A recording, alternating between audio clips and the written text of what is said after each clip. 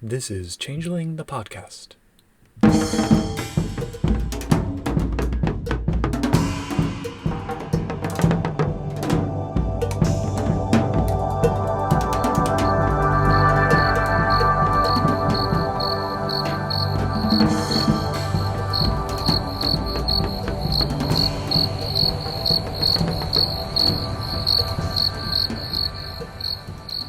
Welcome to Changeling the podcast. Come for the glamour, stay for the vibes. I'm your host Josh, and with us is your other host Puka.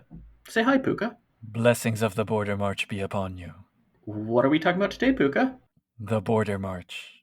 Well, and other things, because we are stepping outside of the world of darkness for a minute. In a sense, before the world In of a sense. darkness. Stepping outside of the modern world of darkness that we know and love to talk about that hot mess that is Exalted, which I think calling it a hot mess pretty much sums up my thoughts, but I know you have a... I think World of Darkness fans should not throw stones at Exalted on that regard. They're definitely from the similar cloth. Absolutely valid. Yeah. Yeah, I think you have a lot more Exalted experience than I do. Oh, I know you have a lot more Exalted experience than I do. So I've even played, and this is for Exalted the Fair Folk. I even played one once in a session. Ooh. So I made a character that was like min-maxed farming and overpowered farming. It was just too good a farmer for the game. I farm with passion and intent. Yep. Yeah. My experience basically boils down to a couple pretty lackluster one-shots of Solars and then a quite enjoyable Sidereal's game. Yep. So. Well, I've actually played several Exalted Chronicles. I ran a 2nd edition Solars thing. I ran a little bit for my kid of 3rd edition. Was sort of started up an online game, actually, of Exalted the Fair Folk that was supposed to be a giant PvP fight thing that kind of petered out quickly. Mostly because I think I'm no good at play-by-post, not because... Well, so I'm vaguely familiar with the setting, but don't have any kind of deep lore knowledge besides knowing that this was originally meant to be the 2nd age of the World of Darkness. So there's lots of World of Darkness analogs. So can you tell us more, since we are in the 1st edition for this read-through, can you tell us like the sound bites for what people should know if they've never looked at Exalted before? Okay, so there's what they should know about Exalted, and there's what they should know in relation to Exalted the Fair Folk and Changeling, and they're not quite the same. But Exalted has had 3 editions. It's, at this point, a very distinct game. Before it even came out, so even when the 1st edition core book came out, it wasn't quite this anymore. But it was originally thought of as the prehistory to the World of Darkness and had tie-ins to things like Kindred of the East and stuff like that. All these ideas on how it would tie in there. The Wheel of Ages and such. The Wheel of Ages, yeah. The Dragon-Blooded were supposed to be the Kuai-Jin as the predators. What? Yep. And then I think the Solars were supposed to be Hunters, but that was before both Exalted and Hunter came out. So. And I know there's Lunars for werewolves. And... yeah, or for the shifters and the different things. Yeah. Sidereals are supposed to be mage. They do have pattern spiders and paradox-ish. Yeah. So, and the fair folk were like the Fae-ish. Abyssals are like Wraith crossed with Demon? I don't really know.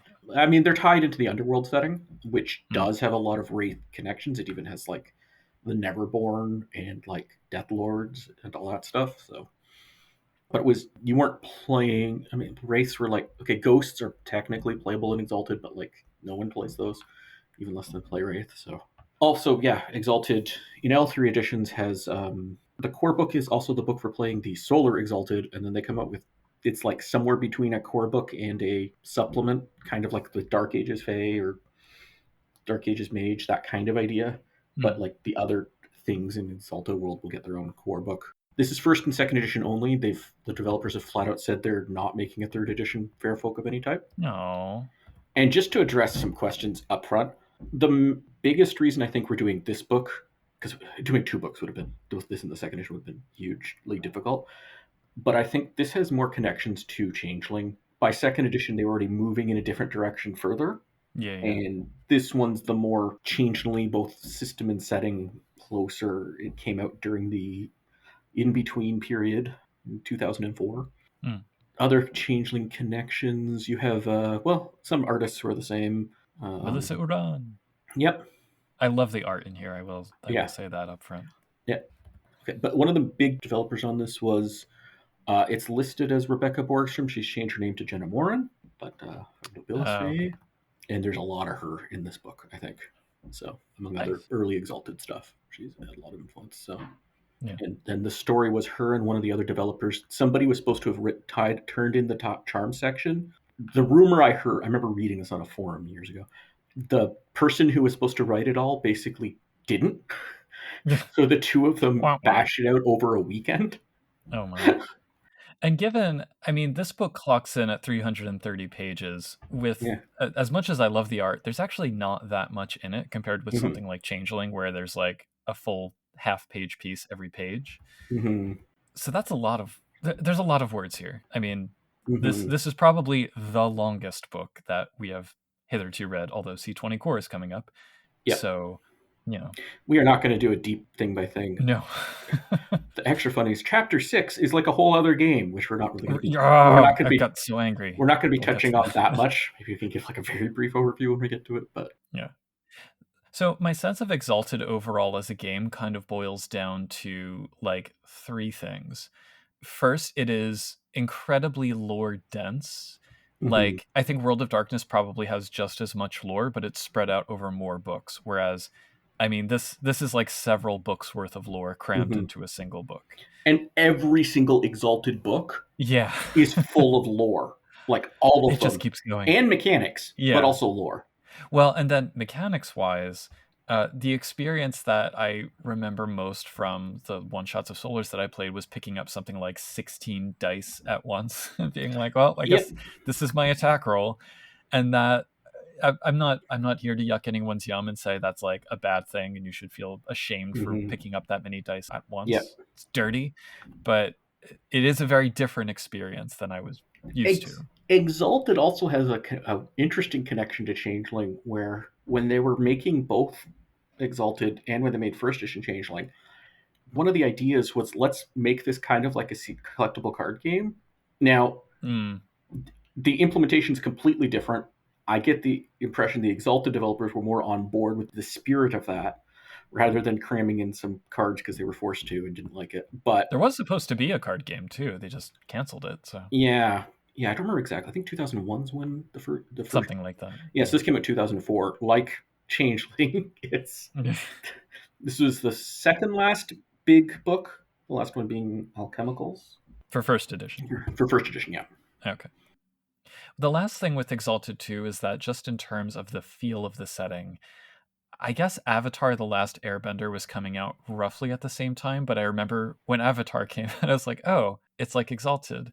Well, Avatar The Last Airbender actually came out 2005, so that's even all right. In this. It was in the air. But there is the whole elemental directions. So like the setting is a fantasy world. Yeah. It's called Creation, or at least the center of it. It's a flat world with a giant, impossibly high mountain in the center. It's got the 5 elemental directions. So north is air, west is water, south is fire, east is wood, and the center is earth, the giant mountain in the center with the Blessed Isle. And it's an over-the-top fantasy. Very deliberately, they marketed it like they basically went, let's make a fantasy game that's very fantasy, that's as far away from D&D as we can. It does seem to owe more to things like anime and manga than Tolkien, for example. And that definitely comes across. It also has very Conan and other kinds of sword and sorcery, but also like Gilgamesh and some of the imagery they try to draw for like Mesoamerican stuff. Like there's some overlap with D&D, I guess, because they both have like a bit of the sword and sorcery stuff, but everything else was very its own thing. It's like if Gilgamesh was a kung fu alchemist. Yes, based on the system for Street Fighter that World of Darkness. Right. All the great source material to draw on. Like I said, they get further and further away. But this edition of Exalted, it looks somewhat similar to to what Changeling uses. It has the same attributes. It uses abilities, although not all the same ones. You still do like 1 to 5 ratings in them. You have willpower. You will add up the dice pools. Some big differences are your target number is basically always 7, and then difficulties based on like how many successes you need, or sometimes raising and lowering your die pool. Yeah, things like stunts and Yeah, the stunts is an all interesting that. mechanic too, which you could apply to World of Darkness or Changeling. But I often do. yeah, this edition's the most like it does have virtues which are different than werewolf virtues and hunter virtues and demon virtues, but And vampire virtues. oh, and kindred of the east virtues. Anyway, One it's other question that I had just before diving in yeah. is that so the world of Exalted is called creation, and Hmm. external to it is the Wyld with a Y, because that's how cool it is. Yeah. So the fair folk are creatures of the wild, but it wasn't clear to me kind of exactly how much had been written about that space before this book came out. I know there was a Creatures of the Wild book. There was some in the Lunars book, Mm, which is kind of the shifters. So the wild is like beforehand was more like the Umbra, and here's a little bit more like the Dreaming in this book. hmm. This expanded upon it more, I'd say, than Okay. and talked. I think this might have been the first time it talked about something beyond the wild called pure chaos. Yeah, yeah, yeah.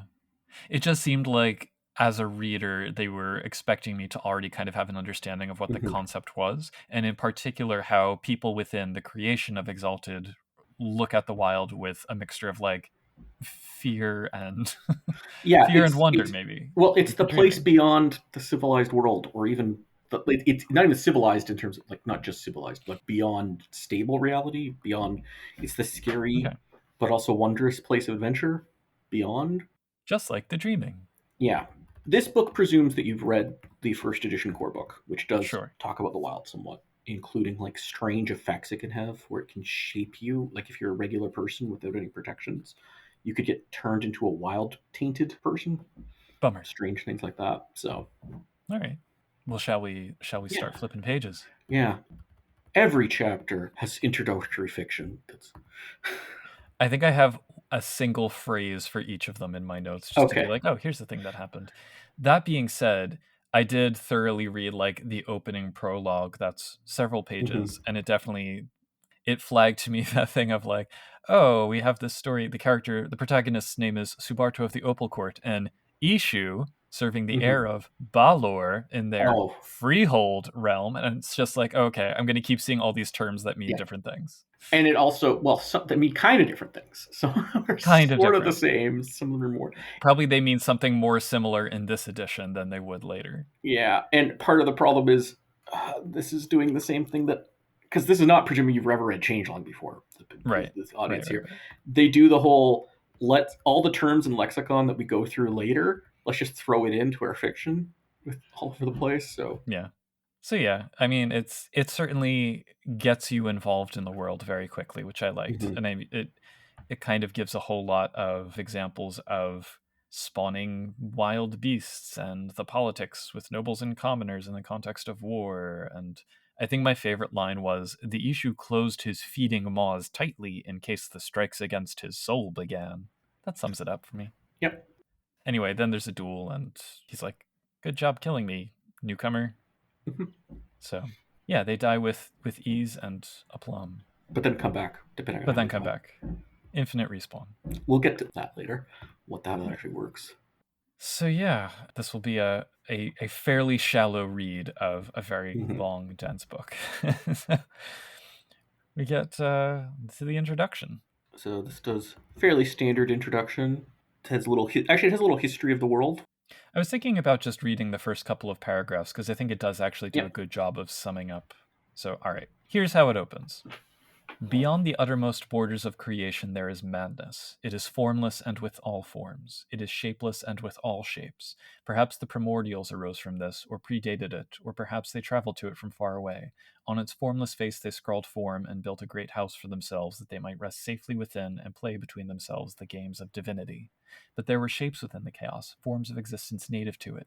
Faceless storms and vortices of essence, these are the unshaped fair folk. These beings resented the house of the primordials and made war on it ceaselessly, etc., etc. So the fair folk don't like creation. They have fought it in the past. Hmm. They're especially dismayed by creation seeming to expand. It wasn't clear to me also, they referenced the Great Contagion. Is that something that. Yes. So that Okay. was a thing all throughout the setting. It's like a Exalted's explicitly. It's like it's not just post-apocalyptic. It's post multiple apocalypses, and maybe there's a new one coming. The Mm. Great Contagion was you had something called the Shogunate, where it's these dragon blooded ruled and everything. And then there was a supernatural disease with all this backstory through it that spread across the world and killed like 90+% of everything alive, not just the people. And as that was going through, the fair folk invaded from everywhere. And then in the backstory, the Scarlet Empress, who was sort of a low level dragon blooded, marched into, I remember the terms of it. Basically, the defense system for all of creation, took over it, used it to like blast away the fair folk, and then basically became dictator of the world for 500 years. Good for her. And in the setting of the game, she sort of created like this huge. She was like had all ways of sort of potentially living forever, and had set herself up as like dictator with like puppet government and stuff under her. And then she just vanished recently in the setting. Yeah. In the settings now, what are you going to do? And they deliberately have never updated the meta plot. Like year one is always the same in every edition, and no supplement advances it. But Nice. I like the note that the Fairfolk are immortal unless slain by the creation born as well. mhm. Adds a nice tension to playing a Fairfolk in the world. There's another way they can die, but it's also Yeah. it's like their own fault. um, We do get some key terms, which is helpful. How do we feel about the term Raksha instead of Fae? Because they make a big deal about it. But that's a thing I keep wondering. Like, I think Fae is fine and Fair Folk and even Fairy. Like, yeah. Exalted, especially. This is the thing in third edition they're trying to get away from, but they were like, the game, not just this book, was all about let's just take words from all Hmm. kinds of other things, especially other religions and stuff that sound exotic to many Americans, Yeah. and let's just use it in very strange ways. So they sound cool if you don't know what they really mean, but they don't mean really what they say Yeah. very much. Or they mean something that is a very specific and culturally inflected, Yeah. aspect of the thing they're talking about. Like, Again, Change of the Dream, you can't really throw stones on this one, but no, of course, but yeah. this is kind of in the same vein as when we talked about Land of 8 Million Dreams, or if you were looking at Kindred of the East or anything like that, where it's Or the Kith Book issue. or Kith Book issue. But in particular, those first two, because they're drawing from a lot more of the same source material, where Yeah. it's that kind of mid to late '90s Orientalism that continued on into the 2000s. This book in particular takes a lot from like Hinduism, while other parts of Yeah, Exalted might take more from Buddhism, but it's still not. not Yeah. great. No. Anyway, aside from that, I'm content to use Fairfolk or Fae throughout this Yeah. recording.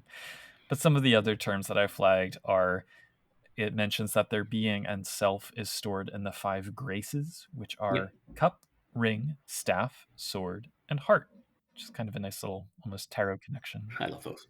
Yeah. Yeah, and they have like Sanskrit words for each of the masked art. Yeah. Why are you doing this? But yeah, these are ultimate concepts exist in and beyond the wild, somewhere between natural laws and unspeaking divinities, venerated and studied by the fair folk, let's say. And that's, I mean, it's a neat concept, I find. Just maybe a different word would be good. Yeah. And we'll talk later about the Great Geese and mountain folk, shaping, charms, all Yep. that jazz. And then lastly, some sources. They in the sources section they keep calling them the Princes of Chaos. I'm like, well, here's a term that you're introducing and immediately throttling. Yep. But yeah, so they point to like Michael Moorcock and Roger Zelazny. I think this was also the era when Michael Moorcock was actually being published by White Wolf, or shortly thereafter. They point to the Arabian Nights and Indian myth, things like that. And also Warner Brothers cartoons. I think they put this big thing about tone. I'm like, that's kind of, Yeah. I yeah. guess just that notion of like, yeah, your character can get flattened and then get back up for the next adventure. But Not in the same tone, I don't think. not at all. So then chapter 1. Mm-hmm. So this is about, well, let's just call it the Wyld. Yeah. It sounds very like The Dreaming in terms of its spontaneous but meaningful changeability and the way that it reflects creation and just gets like messier as you go deeper and deeper into it. Mm-hmm. But yeah, I don't know. What's the nature of the Wyld overall, would you say here? Yeah, essentially, you have pure chaos and you have creation, and it's a tiered, becoming less like solid reality and more like pure chaos as you go deeper into it. But unlike the dreaming, this is like a place you could walk to, although sometimes directions not. You have the border marshes, and then the middle marshes, and then the deep wild. And then in the deep wild is where the 4 of the elemental poles are. So not Earth, but the other ones. Hmm. And then past there, although past, this is where direction stops having really all meaning, at least physical direction, you get into pure chaos. Yeah. Is there any kind of significance in the setting for why the elemental poles are a thing out of curiosity? Like, I know that's something they've Yeah. just taken from real world culture, but Well, it does. It has lots of. Okay, so there's the directional things. So like when you go south, it gets hotter. When you go west, it's all like pirate stuff. You go east, it's foresty. And you go north, it gets cold.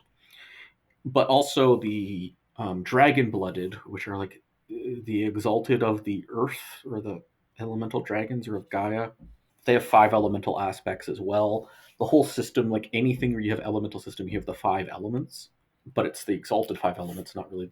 I don't have any world rule belief system that has those particular 5 elements, but the exact same ones. And yeah, it's pretty significant. Both like if you're talking about, well, what directions are there? There's 5 directions. What elements there are? It's kind of like in Land of 8 Million Dreams. The idea is everything's sort of thought of in this 5 element system. there's a lot of 5s Yeah. throughout this setting. Oh, the game's like you have a lot of 5s in the Exalted period. Yeah. Like that's the magic number of everything. Yeah. Is 5s as opposed to 3s or 9s or 7s or whatever. With, for practical purposes, an occasional 4. Yep. But even like the 5, like you have 25 abilities that are broken down into 5 categories. Yeah.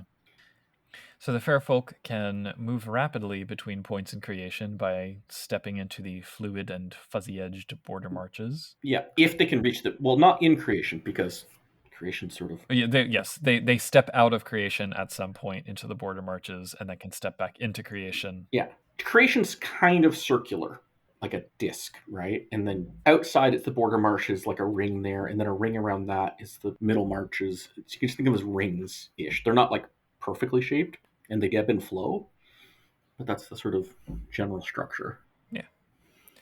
We're told that nobles can exert control over the landscape of the domain that they claim. Mm-hmm. Visitors believe that it's maddening and fever dreamish, but the fair folk are like, nah, it's fine. It's the deep wild that happens. So yeah, I mean, it does feel very dreaming, and I think that's, for the purposes of talking about it, we can just kind of fall back on that as a analog. Yeah. And they have wild paths between places. Yes. So that's what I was trying to refer to. Yes. I think there's a section later that really gets into detail about how all this works. But yeah. There are freeholds built around wellsprings of essence that manifest as bone fire, not balefire, bone fire. And then the term gossamer appears here, which that's basically just chimera, right? Or chimerical dream stuff. It's somewhere between glamour and dream stuff. Okay. Because it's also points of things. So Exalted has something called essence, and that's kind of like the magic points that everybody uses. Fair folk confusingly have both essence and gossamer. Interesting. Gossamer doesn't seem to have a cap on how much you can have. It's like insubstantial dross also. It doesn't quite work like a proper power stat. But you would use it for crafting things, and there's certain charms that require it. Yeah. It's generally used when you need to make things a little bit more real, actually, weirdly, even though it comes from like human emotions and things like that. Yeah. The piece that I was curious about was really around the freeholds. So they kind of talk about the freeholds being in the border marches, but then also allude to ones that are either deeper in the wild or in creation. And the latter in particular, how does that work? Like, how does a fairfolk have a freehold within creation? Well, what you would do, there's actually rules for this in the charms. What you would do is there's something called domains. Domains are like nodes in mage sense. They're basically just nodes, or dragon nests in Kindred of the East. And the fair folk can basically go to one and convert it into a freehold. And there's domains in creation, and there's domains in the wild, and they can do it to any of them. And when they do convert a domain into a freehold, it becomes like a little piece of the wild. Okay. That's centered. And you can even, like they talk about here, it's not done anymore, but it was done like long time ago. With the right geomantic knowledge, and you take over you convert very specific domains, you can like take entire sections of creation and make the wild sort of rush in and take over. So it's colonialism, basically. Wyld Yeah. colonialism. Okay.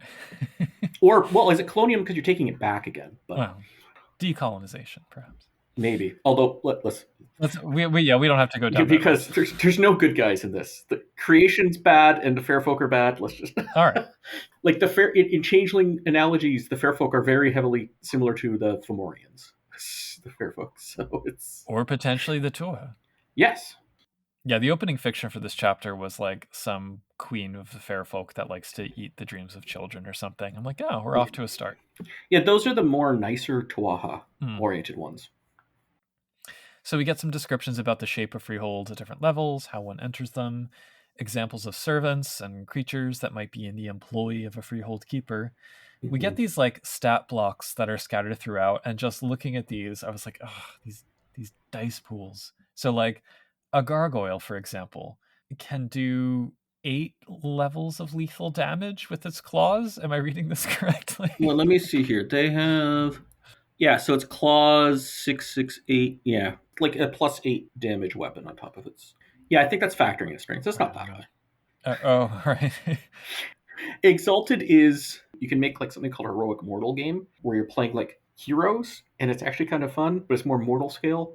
The Exalted and the Fair Folk, they're like the power scale in terms of damage and all the things they can do. It's beyond normal PC stuff in a World of Darkness game. Well, when we get to character creation, I'm going to have questions about the noble commoner distinction. Yeah, I'm just going to say one thing here. I've been I think I said this before, I've sort of been working on trying to use this book to represent the Tuaha and Fomorians mechanically. Yeah. And I mostly just take the nobles and maybe even some of the commoner stuff for the little things. And like, these are the Fomorians and Tuaha and things like that. Yeah. That's the kind of scale some people like it more powerful, would want it like no stats. But I think if you're going to give them stats and make them in theory playable, like maybe you would have a game of all Tuaha or something like. Well, and presumably that was the intention, like when it was being originally designed. So yeah, I think it worked. Yeah, we're talking about before the Sundering, before the at the very least, true Fae. Yeah, old true Fae, like deep dreaming Ogman level. Yeah. So then later on, we get a crash course in the geography of their home, and like they live in this realm that's kind of on the edges of creation and the wild. So it's got some flexibility and mutability to its landscape, but it's still elementally influenced. I had shades of Planescape almost with this, where you have like the para-elemental planes and what happens when they contact each other. But lots of detail here. Like any of these could be its own campaign supplement. Yeah. Thinking about this is a Changeling Dreaming podcast. One use you could, if you happen to get a hold of this book, one use you could have is just mining this for your dreaming realms. Oh yeah. Yeah, it's very echoes of dreams and nightmares as well. Like, and all the little creatures in here could be ideas for Chimera. Yeah. So just going very quickly through these, the east is kind of filled with life. In the border marches, it's an impossible forest with the land of night in the northeast, centered on the ghost city called the Shadowland of Fatal Onyx. They really liked the names for this book. Then as you get into the middle marches, it gets weird because the groves are kind of hanging in midair. There's the poison wood where everything you touch is deadly, like everything. And the forest of arms where the trees are made of arms and eyes. And then the deep wild seems like it's all the forests at once, all kind of mixed together. And there's no ground. Yeah. It's just forest. No earth, no forest floor, just forest. No canopy. Yeah, it's just... Yeah, what's underneath the forest? More forest. Yeah. Meanwhile, the south is living desert and exotic fire. Yep. The border marches. I really loved the descriptions here. Like this sounds like one of the coolest settings to run a game in. The border marches have rivers made of liquid gemstones and volcanoes that spit gemstones. Fire doesn't go out, and there are lots of environmental hazards like hallucinogenic steam. And here's the reason for your Exalted PCs to go here. Those are gemstones. You can just grab some and take it back, and it hasn't collapsed the economy of gemstones because they're not safe to get there. Yeah. You earned those rubies. Yep. As you go deeper into the middle marches, there's volcanic fields and the Great Desert Sea. Liquid fire of all colors instead of water runs in the rivers. and there's a rookery of fire griffins.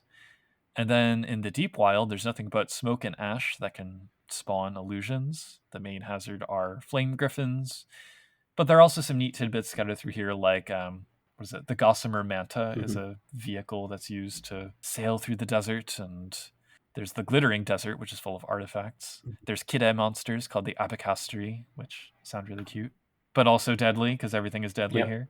And all this wild stuff also, there's so many Exalted books across all the editions that have more. They love throwing this in every. Yeah. Then the West is especially mutable because it's associated with water. My understanding is that in creation, the West is like the ocean. Yeah. So if you're sailing west, eventually, presumably, you would just cross into. Yeah, if you actually look at in the PDF, it's the second page, but it's like the inside cover. Oh, the map. It has a map. It is a nice map. Yeah, and that shows you if you just go to the west, it just gets more and more watery until. Yeah, and then you're in the wild waters. Eventually, you're just in water. Yeah. Well, when you get into the middle marches, it's confusing because the seafloor mixes with solid water, which mixes with liquid water, which mixes with air, and then there's like floating spherical oceans like the water drop ocean that just kind of hang in midair. And then the deep wild is just more water. Yep. The biggest hazard seems to be the doppelgangers, but there's also islands of desire that lure you in, and the Siaka men, which sound like Rokea wereshark people. Yep. Something. There's a lot of different kinds of pirates out here too. Kraken whales. Yep. Kraken whales, which with a bite can do 21 dice of lethal damage. Yep. So, but granted, that is a Kraken whale. That's enormous. So let's look for something maybe a little bit more manageable, like a razor bear, which only does 14 dice of lethal damage. So. To be fair, like any of these Exalted types or the fair folk, you can make a PC, you can do that quite easily too. So. But also have equivalent dice. Levels of soak. So in soak in this game, it just subtracts from damage. Oh. So you just roll less damage dice. But. Lastly, the north is airy and cold. The border marches become floating driftlands, like in Avatar, but not Avatar The Last Airbender, the James Cameron film, where they're just kind of hanging in the sky. They're joined by bridges like the massive Bridge of Tears. Yep. As you approach the middle marches, it's a sheer giant cliff with bigger driftlands, including High Banit, which is basically its own setting. It's like a floating microcontinent. The border marches, by the way, the setting also has a lot of Viking-based things in it. Oh, yeah, I noticed that later on. Yeah.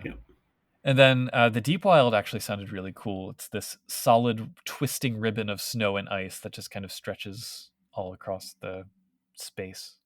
Yep.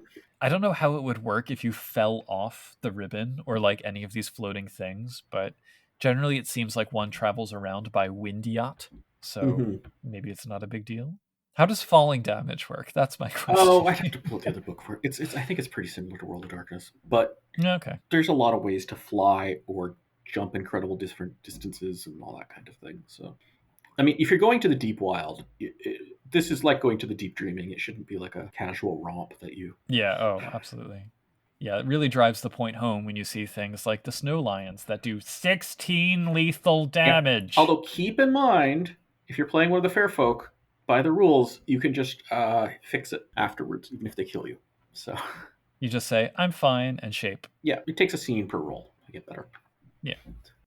So anyway, we end the chapter with a big table of statistics where it lists all of the ridiculous amounts of damage that these creatures do. But yeah, overall, any given paragraph in this chapter or in this second half of the chapter could easily be like the entire story for a dreaming game. So I dig that. It's really brimming with imagination. Which... Yeah, I fully recommend you just take these stats and just port them in for your dreaming games for the Chimera and the Deep Dreaming at least. Just cut them in half at least. I don't know. So then chapter 2. Chapter 2. It says Raksha. The Fair Folk. With the fiction with Nehemeth presiding over the Pearl Court's monthly dance moot. It goes into a longer history chapter. Yeah. They keep throwing in these nice little existential things that I feel like if I had had more time to really like sit and digest this, I would have tried to string together more connections between them. But like, the opening of this chapter says, the fair folk borrow or steal the words and skills of others to describe and ultimately to define themselves. And I'm like, that says so much about their nature. And I really love that. Mm-hmm. And that's what I look for in a setting book like this. I mean, yes, the realms are really interesting. The snow lions are ridiculously deadly, all of that. But in terms of differentiating this from Changeling, those are the aspects that I look to. And really, that sentence aligns them most closely, I would say, with like the Gentry and Changeling the Lost. Mm-hmm. So more points of connection. And also, writer connection, not World of Darkness connection. This is very similar to the excursions in Nobilis and Glitch and whatnot. Someday you'll run a Nobilis game, right? I've run it before. Well, like online. I've run it online before. Like a Discord server. I did it on Discord server. Oh, all right. I could run one for you at some point. How's that? Yay! Yeah, if you can help me find players that'll actually show up. This is. I'm sure you could recruit on the Changeling. I'm just not ready to make that kind of commitment. Right no, now. no, I'm not ready to play it. Yeah. So yes, the history, the Fairfolk were unshaped and formless energy patterns that were hungry. Yeah. Eventually, they took the shapes and emotions from creation through the form of graces and archetype individuals. Mm-hmm. They have a few like named leaders of the Fairfolk here. Are these kind of like the first ones to manifest themselves? Or at least I think they were like the first ones to start up, like to become leaders. Like the idea here to me is there was a long period of, and maybe it was forever beforehand. Even once creation showed up, it wasn't immediate. They had to build their own minds. They said only will, no thought. Mm. And then some of them eventually became leaders and started getting armies. Yeah.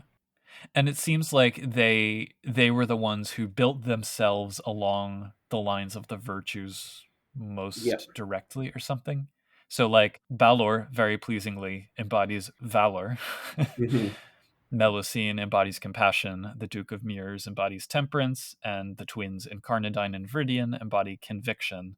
And then this guy, the Thief of Words, shows up who represents will. Yep. And they kind of like define the rest of the fair folk. And one cool changeling, I don't know if this is also from Celtic mythology, but like Balor, it's got the eye that blasts out a giant energy beam that just destroys them. Yes. Yeah. Straight out of the Book of Invasions, yes. Oh, okay. Yeah, there's the Balorian Crusade, when the Fairfolk first rode into creation and were resisted by the Dragon-Blooded.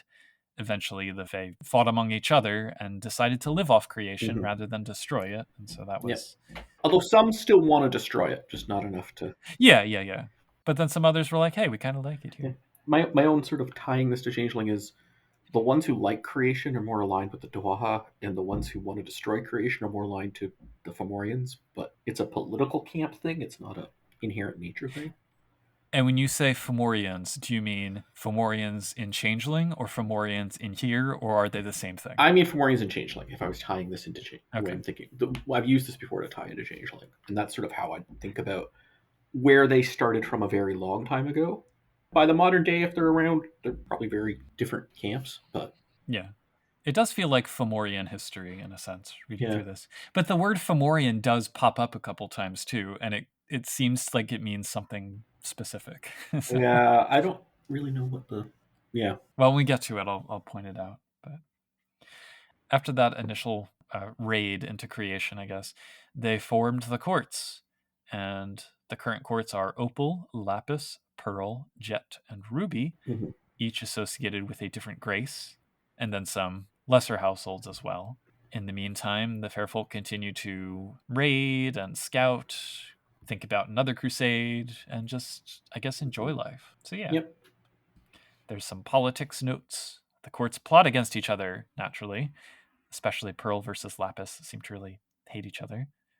Okay, so I'm going to use this opportunity to pose the question. Yep.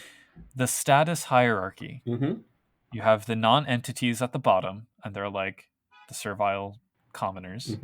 Then the talented, which are the squabbling ones that like to take on nicknames and feel important. The powerful, who are the champions and favorites, and the rulers, who own the big freeholds and control the landscape and everything. putting aside the sort of very clear parallel to a surface level understanding of the Indian caste system here, what is the motivation for somebody to play anything other than a noble, like at the top of the hierarchy? Well, I would say most PCs for this shouldn't really be very part of the hierarchy at all. Okay. Noble and commoner in here isn't the commoners are not at the bottom. The bottom's more like chimera, if you're thinking in changeling terms. There's a few things. One is we'll get to how the heart grace works later. If you own someone's heart grace, you control them, right? And you might own multiple heart graces, but someone might own your heart grace. But I would say this isn't for PCs should not have someone else own their heart grace. That's like you become NPC territory, in my opinion. Interesting. You're either outside of the hierarchy entirely, or you have a little hierarchy on under you, but that's like retainers essentially, a retinue. But you're not. This is more like the politics of who you navigate around that controls the big core, the big NPCs that control things. It's not like you so much. Yeah. Well, because in the character creation section, there's a clear delineation in terms of like how many dots you get depending which one Yeah. you pick. And so I'm like, well, why would you choose the lower tier? Well, you're talking to the players, and you're between the storyteller and players, and how you want to negotiate this is like anything. But the table concept is either you're all nobles or you're all commoners. Okay. So it's just a matter of modulating the game to the Yeah. power level you want. All right. Like playing an elder game in Vampire. Mm-hmm. Except you're starting out at something even kind of. Well, yeah. So, are you playing an elder game or are you playing an antediluvian game? Yeah. We get notes on the Church of Balor, which is like what the fair folk think religion ought to be. Yeah. The idea of worship without much behind it. And then the guild. So the guild, if I understand correctly, is like the commercial entity in the world of Exalted. It's the big one, at least, yeah. The big one. And for the purposes of the fair folk, they enslave mortals so that the fair folk can nom their dreams. Yeah, and then they might give back the nommed mortals, which are like, well, if you need a human who has no will left. Awkward. Yeah. All right. So that's also part of the mix. And that was already part of the setting before this book came out. Like, yeah. After that, for the rest of this chapter, we have information about what the fair folk are like in different parts of the Wyld that touch each of the directional poles. mm-hmm. And then each of those kind of has like sample tribes within them. Little sidebars on roles for nobles, which I found interesting, but wasn't exactly clear what to do with. Mm-hmm. And then like current politics. Reading through these sections, would you say that like the conflicts that they're pointing to here, so we have east, north, south, and west, but then we also have the courts of ruby, lapis, pearl, opal, and jet. Yeah. How does that map onto something like Seelie versus Unseelie, or the seasonal courts from Dark Ages Fae? For the player characters, unlike say Dark Ages Fae or Seelie Unseelie, like the alien nature of the fair folk is they're these alien things from outside reality that are putting on the trappings of reality. And one of those is the trappings of politics.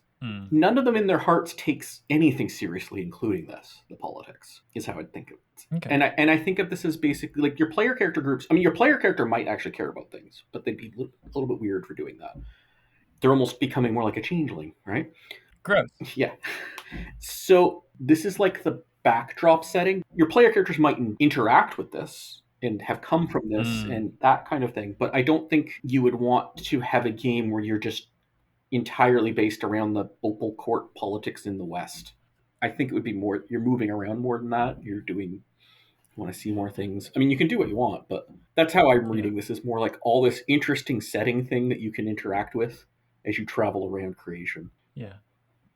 We can talk about this more in the storytelling chapter, but they did highlight politics as like one of the three main streams of game to do with this, and I found that a little bit suspect. Yeah. Yeah. I mean, you can play at it sometimes. Sure. In any case, through these sections, I did feel like I gleaned a bit about how the different types of fair folk eat dreams. Yeah. So similar to epiphanies. Actually, some good ideas for epiphanies and like musing and ravaging thresholds throughout here. Yeah. How they treat mortals, how they make plans and stuff. But overall, it's quite grim for non-fair folk to be in their midst. Exalted in general, especially first edition, the whole game is grim, and then Yeah. they took this grim game, like the Abyssals in first edition were, you are servants of the Death Lords who are trying to destroy creation, and the Death Lords can kill you at any time if they feel like it, and all your powers are horrible and do horrible things. And like the developers for this when it came out were saying like, hero does not mean good; it means epic. Hmm. Fair folk are supposed to be the alien monsters from beyond, like way more alien monster than the rest of that. So Yeah. yeah, Yeah. No, it comes through for yeah. sure. Very briefly, again, skimming through these, the fair folk in the East emphasize beauty and art. In the Northeast, they take on seasonal aspects and enjoy hunting their victims through the woods. They are arrogant and elegant and cowardly with exquisite taste. Whereas in the Southeast, they're tattooed diplomats and storytellers, malign and lazy, beautiful and sly. In the North, they are hungry for warmth of all kinds. Deep winter court vibes up in Mm-hmm. the North. The Northwestern ones have Viking vibes and decorate their longhouses with corpses trapped in ice. They're hardy and merciless. And the Northeast winter people, as opposed to the Northeast East people, we got two groups of Northeasterners, which I found Yeah. confusing. But these like to make ice castles and sing stolen sagas. They're fanciful and unpredictable. I could certainly believe that some of this was like written in tandem with Dark Ages Fae, because Mm-hmm. there's a lot of shared vibes here, Yeah. a lot of shared concepts. In the south, they are hunters and rovers driven to wandering. The ones in the savannah run and live as lions. They're proud and seductive. Whereas in the desert, they appreciate art and skill. They ride horses and enjoy jokes, but the jokes might include like killing people or poisoning them with scorpions and stuff. And they live in bands like cats. Mm-hmm. The West is sparsely populated because it's a big ocean, therefore, it is strongly wild touched. In the Southwest, there are fearless Fairfolk Island tribes, which felt a little bit weirdly stereotypical, but Mm-hmm. they feed on pain and fear. They sail in war fleets. They're bloody and violent and hungry. And then in the West of the West, I guess, they're more like merfolk. They take great pride in their weapons and voices, which they use to attack and drown crews of mortals. They're lazy and beautiful and crafty. Some interesting parallels here, actually, with Blood Dimmed Tides. And if you kind of look at this piece as the history of the merfolk in Changeling, Yeah. that gets interesting. So those are almost like ethnological distinctions separate from the five courts. And if I'm reading this correctly, the courts are independent of any kind of like elemental directional affiliation, correct? They're Yeah. tied to the graces alone. Yeah. Okay. And when you consider that the fair folk are immortal, can travel quickly, can actually communicate across great distances quite easily, at least within in the wild. It's the deeper you go in the wild, the less direction, like literal distance, makes any sense. Mm, Yeah, yeah. Yeah. It was a little unclear from the descriptions because, bearing that in mind, the descriptions of the courts read almost like individual buildings, like little Versailleses. yeah, What is the plural of Versailles in English, would you say? Versailleses? uh, I don't yeah. know. So yeah, so we have the Ruby Court, ruled by Duke Arel, which prizes conviction. They like to hold duels, and they change fashions vehemently. Hmm. The Lapis Court, ruled by Neshi, prizes what they call compassion, which is very different from what humans might call compassion. They feel feelings and have hunts, and they like to Hmm. hang out and mingle.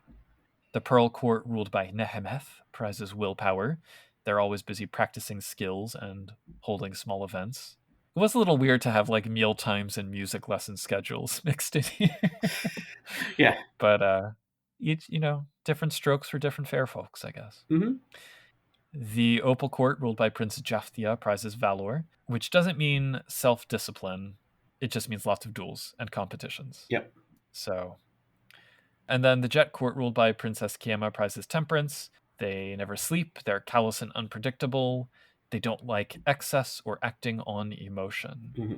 And it seems like in each of these, they have humans around, I assume, in various capacities, none of them great for the humans. Yep. So, all right then.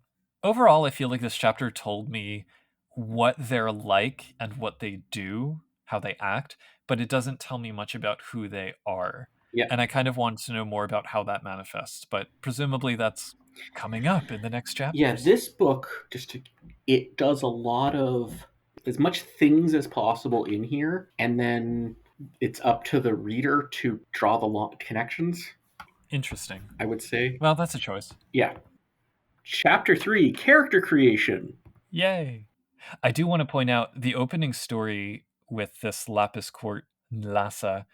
She comes across a border march area that has been entirely crystallized by a weapon of creation, and so it's like dead and static. And I'm like, oh, is that banality? Mm-hmm. But there's something like banality in this game, yeah. But yeah. it's like, oh my god, it's a dot of banality. That's the worst ever. That kind No. Anyway, yes, character creation. Traits. Yep. So they have these castes, which are not. I mean, the name comes from castes, but it's these are the splats, Yeah. kind of. I actually I really like the motivation where they talk about how like the principle which precedes even creation is the idea of dividing one thing into many. Mhm. I really like that. I think that's cool. But yes, you can be a diplomat, an entertainer, a warrior, or a worker. And those are the commoner castes. Yeah. And each one of those is tied to a grace, which is tied to a virtue. Yes. So, okay, cup is compassion, is entertainer. Ring is temperance, is worker. Staff is conviction, is diplomats. Sword is valor, is warriors. There's also a fifth grace called the heart grace, where it's these are, That's just how awesome you are. yeah, 1 for commoners, 2 for heroic commoners, 3 for nobles, 4 for powerful nobles, and 5 for the unshaped. Yeah. These are NPCs. They are like societies and places that are one fair folk that might have multiple emanations and that type of thing. But many fair folk were originally an unshaped that became one entity to more enter into creation. The unshaped are very powerful, but in changeling terms, they even have more trouble with banality than like a chimera would. These would be like deep dreaming and beyond only kind of things. Your kith is place. Yeah, and maybe society or court. Yeah. Like there's a big old page bar about them. Yeah, I keep having like being like, I think I might make Arcadia into a powerful unshaped. Like that's. Oh, I do. I live for sentences like the body of an unshaped is a freehold-like region between 10 and 30 waypoints in size. Yeah. Let's give some basic stat things just to give you an idea of, okay, so there's commoners and there's nobles, and they, like I said, they're like 2 different tiers. Yeah. That you get. You have some innate powers. That's we can talk about later. As an example, attributes start at 3 for nobles, 0 for commoners. Yeah, as a noble, you just automatically have 3 in everything to start before you spend any points. And then, which either type, you get 10 to give to your primary, 7 for your secondary, and 4 for your tertiary, as opposed to 7, 5, 3 for C20 and whatnot. And you can have at most 4 dots more than your base starting. So, commoners can't actually get above 4 in any attribute, which is weird. But nobles can't get above 7 in any attribute. What a drag. And then you get... abilities are similarly... Yeah, nobles you get 25 dots of abilities to spend nothing above 3. And then you get free stuff based on your caste or caster. Oh, that is actually parity with the commoners. So that's one thing they're on even ground. Yeah, you get like categories: favored, caste, and other. So you can make if you made like a noble with the character creation rules, you can have like easily 7 in an attribute and 7 in an ability. Super she. Yeah. And you get no background points for free. It's freebies only. If you're a commoner. Nobles, you get 10. Yep. But you better buy a freehold and some gossamer. And then you get the graces and lures and stuff, but that's okay. And there's heroic commoners, which is... I think that's an extra level of confusion than you really need in this game. I would say either play heroic commoners or nobles if you're running a game with this. But everybody has to be one or the other. I mean, the unshaped is really what draws my eye, though. I'd like to make one that's like Fiddler's Green from Sandman as an unshaped. That'd be pretty... Yeah, I think 2nd edition, they tried to make them playable, but 2nd edition mechanically doesn't work for character creation. Wah, wah. Yeah, and then you get Essence 2, which is like your power stat. Everybody has Essence 2, but you can raise that with bonus points. 7 health levels, and then 15 bonus points. Unless you're a heroic commoner, then you get 18 bonus points. Hey. Or no, 18 extra, so 33. Okay. These numbers were not carefully worked out. Yeah. For finishing touches, they encourage you to answer questions like, for your ambition, what is the victory that would satisfy your heart? Do you want power, or do you have nihilistic longing for the all-devouring end? And feeding in particular, we should get to feeding later, what it means for them to feed and how they do it. But it reminded me of like in V5 how they've really emphasized feeding style as something to think about for character creation. Think of it as Lovecraftian spin on epiphanies. That's or horrific spin on epiphanies. There was also a bit earlier, and now I can't remember where it was, where they talked about how, like, depending on the grace that a fair folk kind of embodies, the way that they interact with others, I guess particularly like Exalted or other fat splats, they regard them in terms of the story that they want to tell. So like a fair folk who is heavy on valor will judge people on the basis of how worthy they are as enemies and things like that. Yeah, so the graces, commoners get 1 feeding grace to start, nobles get 2 feeding graces to start. And your feeding grace influences a few things. One is how you feed. So it's like, which of these 4 epiphanies do you have? So nobles get 2. And also how you can do shaping. So reality warping. We'll get to this later, but valor shaping would be combat stuff, and staff would be politics stuff. And those are the stories you can tell as attacks, or just not just to be attacking, but I think attacking with politics. Yeah, it doesn't have. I'm saying you can use them for other things besides attacks, but yes, you can use them for attacks. Yeah. That brings us to Chapter 4, traits. So, like I said, this is not a core book. So things like attributes and abilities and willpower and whatnot aren't in this. Says, virtues, attributes, willpower, essence, and the like are all handled identically in the other book. Can you explain for the listeners stunting in a very general way? Because they reference it here. Okay. Stunting is by giving extra description for what your character's doing, and not just description, but elaboration. Like, adding in details, like if you're in a fight and you're swinging on a chandelier and attacking, but it's like you're just doing this to like make the story cooler. Instead of other games where you might have to split your die pool and stuff to do it, or just you actually get bonus dice, not just dice, but like if you succeed, you get some extra essence and maybe even willpower back and stuff like that from doing a stunt. That's what it does. It's like a little mechanical incentive to elaborate and make your description cooler, I guess. And not just combat. Like if you want to actually give more detail and elaborate how you're giving this big speech, as opposed to just saying, I give a big speech and roll some dice, you get some stunt bonus. Right on. And it seems like in the Wyld, it's basically just like, all right, we'll make up the next thing that you're going to do. Yeah, and it's like over the top magic stuff. It's like these are the levels of magic that your stunts can emulate. Yeah. It does refer to craft glamour. So just like you can have craft woodworking, you can have craft glamour. Seems reasonable for knockers. Mm-hmm. Can you imagine an unshaped knocker? It would just be this rolling hill. I'm picturing like a train that's also a workshop. Actually, Santa's workshop would be a unshaped knocker. And just lots of swearing echoing around. Yeah, maybe not Santa's. That's maybe an unshaped boggin. But like, yeah. There's a neat section here titled "The Anatomy of Araksha." So the anatomy of fair folk. I love this. It is really cool. It details how they're really shapeless and flowing masses of essence patterns with 5 fixed points of self that keep them from dissolution. There's the heart. There's 2 or 3 of those points as spirit containers, and 1 or 2 as fanged virtue maws. I love how they keep saying maws. Yeah, and they said the Araksha would say that the human soul is no prettier seen up close, and they would know, for they have fixed their teeth on human souls and drained the virtues from them. Yeah. If you destroy a fair folk's body and you like have the ability to see spirits, that's what you see is the weird thrilling thing with them. Yeah. So there's a note in here about granting the graces to others. And how does that work? Is that a charm? There's charms for it. Yeah. Yeah. Some of these are questions that I did see an answer to later, but not all, but most of their powers are you take a charm for it. Especially there's powers that everybody has pretty much, and then the ones that aren't everybody has it. It's a charm. Yeah.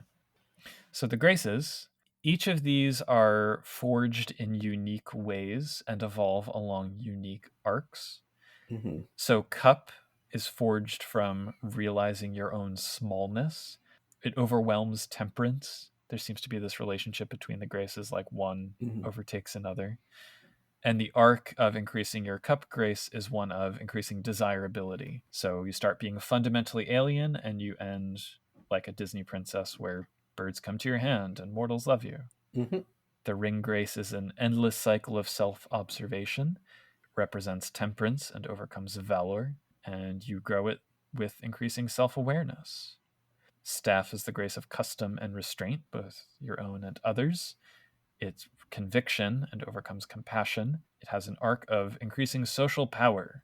And then sword raises you up. It feeds on valor and represents greatness and can overwhelm conviction.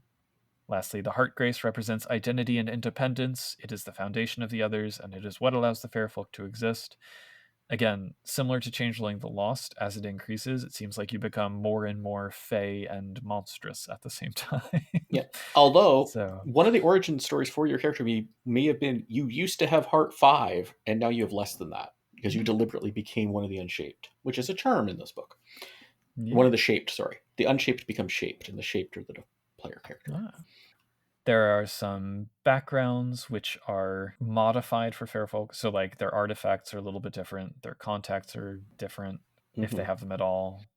Familiars. Birth is just over the top. Yeah. Freehold is similar to Holdings, I guess. Gossamer is like Chimera and Changeling. But it's also like money. There's a resource equivalent. So level 1 of it, you have an effective resources of 3. Level 3 of it, you have effective resources of 5, and then it just keeps going. So resources measured in dross plus Chimera. Yeah, but also real money. Like it's trivial to make money. Literally make it. There's retinue, which unlike Changeling that goes up to like, what's the cap on retinue? Like 20 or something. Here it's 300. Yeah. Also, freehold, you get multiple freeholds at higher levels. Yeah. Yeah, it gets really complicated. It's like Holdings, but a lot more complicated. Yeah, and the birth one just gives you all sorts of extra charms, even if you don't have the prerequisites. Style gives you stunts. So then Bedlam. There's something called the Great Curse. And each Exalted type has the Great Curse. And Bedlam is what they gave for the Fairfolk Great Curse. That's the reason behind it. Okay. I hadn't recalled that a virtue can be channeled a number of times per story equal to its rating. That's in the core book. Yeah, no, I hadn't remembered that until I read this. I was like, oh, right. Yeah. And then after you do that, you enter Bedlam in this case. And if a virtue is at 3 or higher, it must be channeled when faced with one of its associated lures. So almost like a trigger in a sense. Yep. But it means you're extra good at that thing. But by being extra good at it, you're so good that you have to let people know whenever the opportunity arises. And it might break you. Yep. So like compassion is giving help when asked is a lure, and temperance, resisting a certain type of temptation. And then when you enter into Bedlam for each of the things, you basically, it's as if you have that at 0. I'd love to see mechanics for this in Changeling, like different flavors of Bedlam in the same way that mages have different flavors of Quiet. But I think we would need more robust mechanics around Bedlam in general first before going into that. Anyway, then we get the common castes, which determine which virtue the fair folk feed from. And these are for the commoners. Yeah. So do nobles not have any of these at all? Or no, they have 2, right? Yeah, they have 2. So nobles, this is where you're like, one is dominant and one is secondary. But they can flip. Each combination gets their own name. Like Ishu. Yeah. Anyway, like we mentioned before, you have diplomats who are intermediaries and build bridges. They see creation's beings as oath breakers, which I kind of liked. Entertainers are tempters and parasites. They want creation to need them. Warriors have this cool note about the sword as like a symbol of stasis, but then also change. And they eat fear. They dislike creation because it can kill them. And lastly, the workers are rigorous like insects. They are skilled shapers, and they despise how creation is a short circuit in the chaos that they work with, which is probably my favorite line in this section. So nice touches that you get like the convention of why they hate creation and the graces that control them. Yep. And we get the noble castes. And each combination of mixing 2 of these 5 gets like a 2-paragraph write-up. And yeah. Well, it's better than a 2-page write-up for each. Yeah, I don't think we need to go through all of No. It would be interesting to mechanize like Seelie and Unseelie benefits and shifts in a similar way, or the aria for the Mm-hmm. denizens. Anyway, it's a cool chapter as traits go. I mean, Mm-hmm. it gives me more depth than I expected to find because the traits themselves sketch out some of those existential questions that I was talking about before. And Mm-hmm. I almost wonder if like deeper overviews of the virtues would have been more helpful earlier in the book. But I guess if I were more practiced with Exalted, it would make a lot more sense. Mm-hmm. Yeah. And Anyway. now we get the magic section, the Yeah. 100-something pages or 100-ish pages. This is where the bulk of everything is. This should just be called rules, really. Yeah. Like, so Well, it's yeah. we're going to start with probably the most complicated part of the entire book. So I'm going to Mm-hmm. I'm Yeah. going to let you. Well, okay. General rules. Josh, what is shaping? Shaping. It's where you rewrite reality. And this is actually a term that exists even in Exalted in general. It is shaping things magically. Yeah. Naming five would be a good example in Changing the Dreaming. So there's shaping, there's like temporary shaping, where you just change the scene, but it doesn't really matter. Then there's works of glamour, which are almost like chimera, I guess, but also weird. They're like weird chimera. Those are the ones you need Gossamer for. Yeah. Right. And that, so like if you do a work of glamour to make a sword, it would actually stab people. Because you would make it in creation. Yeah, but you can also make it in the wild too. Okay, no, so it's not quite that. It's chemistry from Vampire the Masquerade Ah, okay. or All right. Ledger Domain. Like it's semi-real. Yeah. And then there's permanent glamours. Those are like completely weird and last a long time. Yeah. And they can only see through them with special powers. There's something called mutation points. It's first started in Exalted the Lunars, where if you're in the wild for a while, you get warped, and it has like deleterious effects, but it also can give you superpowers. I think of like X-Men mutants. Yeah. A lot of it reminded me of Proteus from the X-Men. I have the line in my notes here. Proteus from the X-Men declares consensus for each of his effects. Because it's kind of Yeah. That's it for the fair folks. Yeah. That's For the mortals, it's more like you're like the Morlocks. Or like Cyclops. He has to blast Oh, things. I just meant, yeah, in terms of having broad reality shaping powers, the fair folk are Yeah. like Proteus. Yeah. But a special thing that fair folk can do is they can take any of their charms and make it permanent with mutations. Then they can still use it separately, but it's like permanently active when they turn it into it. If they get too many mutation points, something bad happens and they basically become calcified. Turns into stone, gossamer, daydreams, or mortal flesh as the storyteller desires. This is like dying of banality if you're one of the denizens or a chimera or something. Yeah. So if you get your essence plus mutation points past her willpower plus 4. Is that good?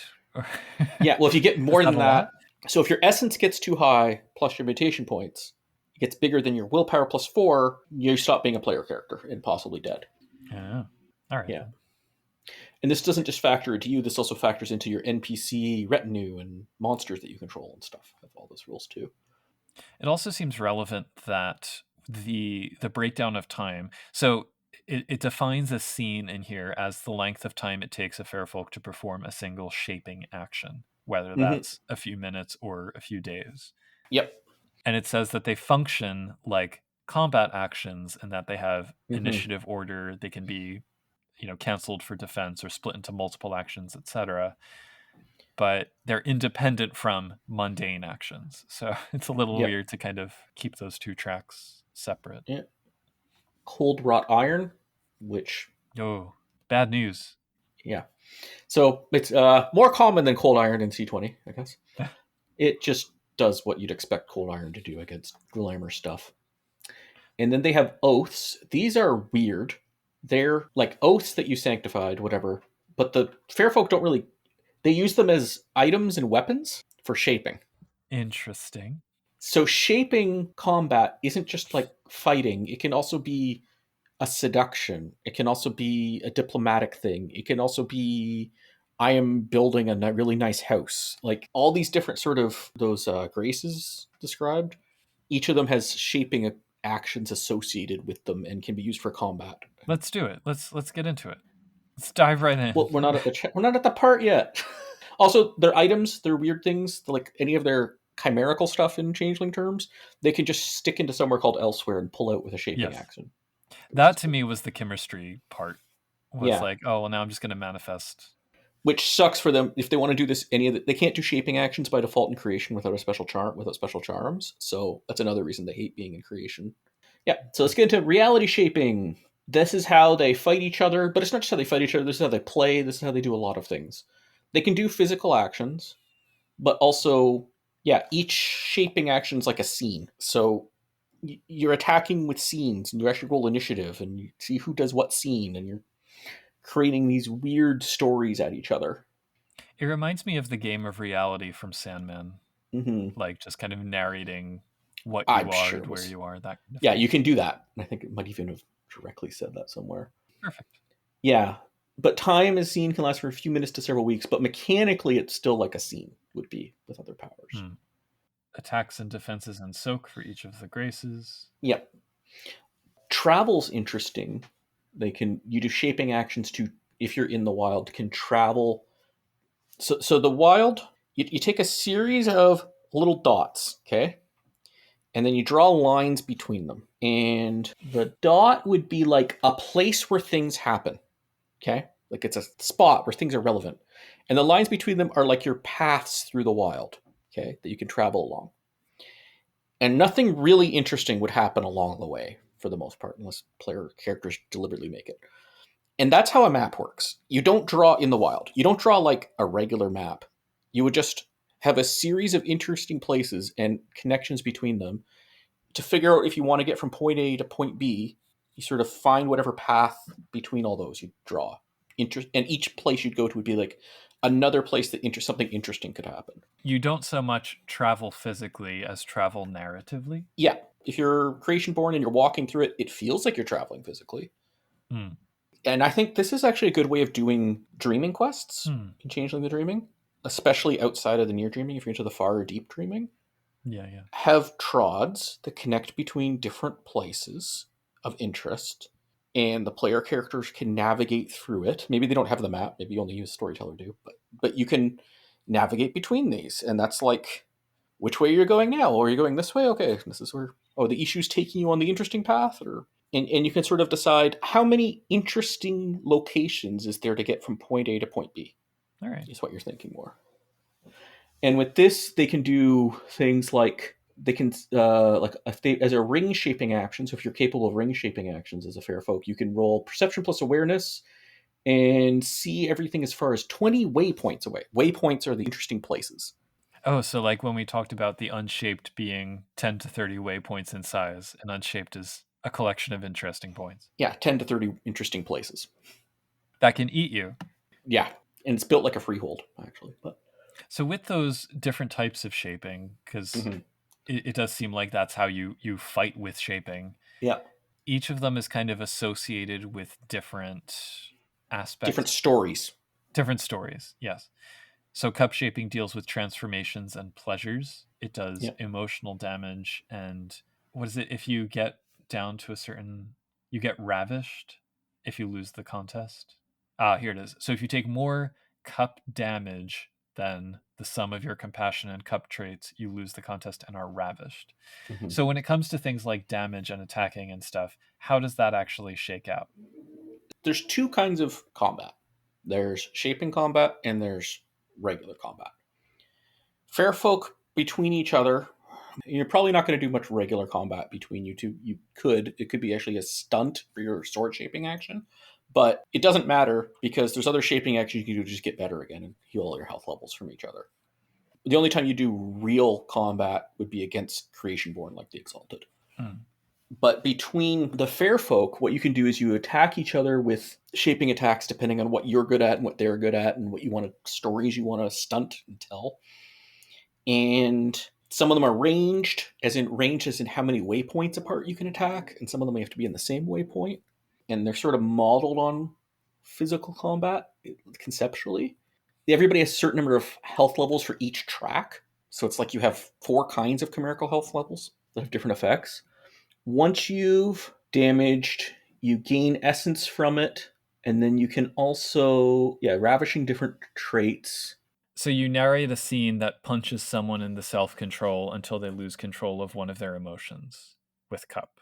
Yeah, but that would be like a seduction or a Yeah. you could make it, if it was modern days, you could make it into a like K-pop dance number at them. I attack you with K-pop dance number. Yeah, and that's Okay. without stunting. But if you're stunting, you can Yeah. actually narrate the dance number. Yeah, so you can get some essence from them by feeding on them. Yeah, it's hard to repair the damage. You can also use this to steal their graces. Once you've taken their sword, you can then steal their heart grace. Mhm. I think I can't remember if it's all the other ones too. And that's how you like gain Yeah, control of enemies. them. Well, all these things you can rip away graces. Once you've gotten all their graces, if you take their heart grace, you now own them. If you did this to a PC, they're an NPC now that is completely beholden to this other fair folk that did it to them. Although Hmm. something could steal the heart grace that you took from someone else away from you. And one of the things the fair folk really hate about Creationborn is they can actually go and just physically take these graces. They don't necessarily have to do all the shaping stuff, and that really pisses off. How do they do that exactly? Well, each of these is physically manifest as a thing, and if they're having it Uh-huh. physically present to use it, like banished, if it's not banished to elsewhere, a person could just walk up and steal it, in theory. Which is very fey, to be fair. Yeah, and if they take your heart grace, that's not good. Yeah. I just wish, I mean, all of this is really cool. Like, all the Yeah. different kinds of shaping are really interesting. I see connections. Like, I can see a lot of possibilities, but I was really frustrated that there was not like a coherent example of a shaping Yeah. combat. That would have been really helpful. Rules wise, I think this actually works pretty well. I've gone through stuff with this. It's dense. It's not explained well. You could do an entire chapter at least just explaining this better, I think. Yeah. But and the interesting thing is, there's ways with these charms coming up. You can actually give graces to Creationborn. Yeah. So Speaking of charms, mhm. here's my suggestion. I've got the broad descriptions of each, and then if you have like a few important or favorites that you want to call out, because there are hundreds. Yeah. And Yeah. Let's go. Yeah, let's All go right. through. We'll go through Let's go through the categories of charms. And then, Yeah, exactly. So they're listed under the Shinma because these are Yeah. the patterns that govern aspects of the Wyld, and each of the Shinma has its own body of charms. Yeah. So there's Nirakara the Mask, which defines shapes. That contains the Assumption type charms, which Now, allow assumption charms are pretty important. So let's Yes. dig into these a little bit. Yeah. So they allow the fair folk to exist within creation, or as Mhm. wild taints on regions, which is kind of Yeah. cool, and affect emotional and elemental shapes as Mhm. well. So let me go through some of these here. There's assumption of elemental shape. Hey, you get inanimate powers, basic inanimate powers ish. Assumption of cerements in bone. I don't know that word. Cerements. Yes. Yeah. It is the cerements. grave clothes. Yeah. You are part ghost now. Just how like elemental shape you might be having a fire aspect, you have a ghost aspect. Assumption of a person's heart. You're not possessing someone entirely. It's more like possession in the back of their mind, not like fully controlling their body. A land's heart is you're possessing an area, and then cities and living kingdoms, just wild tainted land, just bigger areas. Mad God Mien. I almost think of this as hey, this charm lets you basically ignore banality in some ways. And you can become totally weird in like strange and monstrous in creation. By the way, charms work like these are all like little powers you get that are prerequisites in terms of you have to have a certain essence rating, you have to have had previous charms. Sometimes it might say you have to have a certain grace rating or willpower rating or something like that. And you sort of buy them as you go. Yeah, there's like a tree progression rather than a linear. And some of these trees can get really deep. Yeah. Oh, But yes. anyway, so there's a whole bunch of specific elemental stuff. We don't need to get into. Yeah, we I can. don't know if there's any of these you found particularly cool, but yeah, it's just. I mean, they're all really cool. It's just we're not going to there's a spend. lot. How many hours do you want this podcast to be just reading Yeah. charms? Emotional influence, where I mean, that's it. Yeah, That's what it does. yeah. I think of this as like the she charm, maybe partly. But assumption of dreams and passions, you basically become whatever, and you can start playing with emotions and things like that. And then there's the heart category. Yes, nirguna, Mm-hmm. defining qualities of existence. Yeah. Which contains name charms, Yeah. bedlam influencing charms, dodge charms, and resistance charms. It seems like there's a lot of stuff that would be like. There's stuff that's really good in creation, stuff that's really good in shaping combat. I was going to say the dodge charms seem like they would be really good for shaping. Yeah, you can tell if some of like dodge cards, for instance, only cost motes of essence. They don't cost any glamour, so they basically don't do anything by themselves in creation. Although maybe you could combo it with other things. There's we didn't get to this combo rules. There's also combo. There's special rules for how you can combine various charms. I don't like those combo rules. I just ignore them even when I run. I don't know that anyone listening to this will necessarily need or want the rules on combos. So, but they're out there if you want them. So then we get probably the most annoyingly named one, which is Dharma, the cup, which is like one of the least dharmic things I can imagine. Yeah. Oh, there's so much. Shinma here is not. It's the opposite of what Shinma means. Anyway. So this defines corrosion, ignorance, and desire, and it's divided into cup combat charms, the spirit twisting obsession style, because in Exalted there are these sort of bodies of charms that are fighting styles. Yeah, they're martial arts, but these are like shaping combat martial arts. Right. Oh, because there is the note earlier that all charms, unless otherwise noted, are shaping charms. Yeah. So, anyway, they also have addiction charms, feeding charms, world shaping charms, and virtue shaping charms. Feeding charms, I think, are maybe something to talk about for a second, because those, if they're in creation, they need to sustain themselves, and that's the primary way, I guess, that they do it. Yeah. Feeding from mortals. If they don't have a freehold. Yeah. So, like, I guess imagine if you needed basic cantrips to muse or ravage. Some of these require a consenting target, which is fun. Oh, small mercies. They must consent to you destroying them. There is a sidebar on page 165 about the enchanted, which means something quite different, it seems. Yeah, this is more like Dreamstruck, but it's when you've been punched too many times in the self-control. Yeah, in this game's terms, someone who's been a victim of rapture. That's right. Which one's the one? No, which Rhapsody? Someone who's been a victim of Rhapsody would count as enchanted for here. Okay, not great. No, for them, I mean. Yeah, extruded stomach feeding. That one just has fun. Ew. Regreen's elegance demoralized, but spirits, Raksha, and characters using basically things that can see the invisible and see the spiritual stomach pour out of her mouth and fix its fang maw to the target's soul. That's wonderful. Yep. Moving on, we have Nirvishesha, the ring, which defines identity. We have ring combat charms, of course, and then all-consuming god monster style. There's actually, I like for each of these fighting styles how they kind of give an overview of what it's meant to signify. So the spirit twisting obsession style of Cup is telling the story through these maneuvers of the Prince of Chaos brought low by emotion. The all-consuming god monster style tells the story of the rise of a great architect or dreamer or god as you advance through those charms. And the capstone charm of this, okay, some of these actually are useful in creation. It's going along the same thing of, hey, you want to be a monster in creation and not have to worry about it doing that. You can start doing things. But there's one of them, you can destroy one of your graces, even if it's owned by someone else, and gain power from doing that. And the capstone one is Chimera Exaltation, where you destroy your heart grace and vanish in a flare of pearlescent light. It utterly destroys the user, and this charm is a plot device having as limited or limitless effects as the storyteller's desires. That's what it does. You spend 1 willpower, 1 gossamer, destroy yourself, and you get a plot device. Good job. Yep.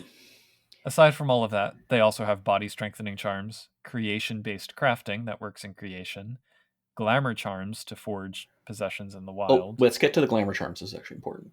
Some of these. Oh, okay. Are we separating that from the greater arts of glamour, which are also here? Maybe greater arts of glamour. Yes, that's what we want. Because that seems to be the track through which like all of the things listed in the book so far get created. Yes. So like forging the graces. Yeah, forging the heart grace. You need a charm to have a baby. Many noble Raksha perform this charm at the moment of their own birth. Okay.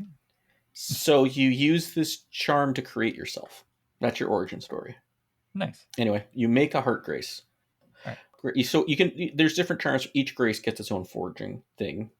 So like what happens when you give a mortal a cup grace? Can you do that? Yeah. Can they shape? Yeah, they can now do cup shaping. Yeah. Cool.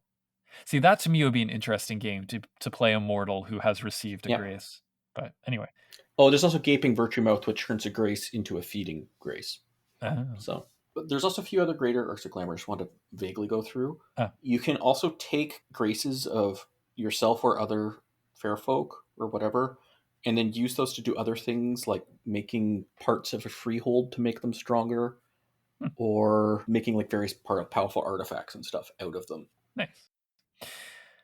After all that, we get Nirvikalpa, the staff, which defines communication. It's pretty thin. It just has Laughing Monster Style, which tells the story of an iconic trickster, and then Society Forging Charms for making oaths.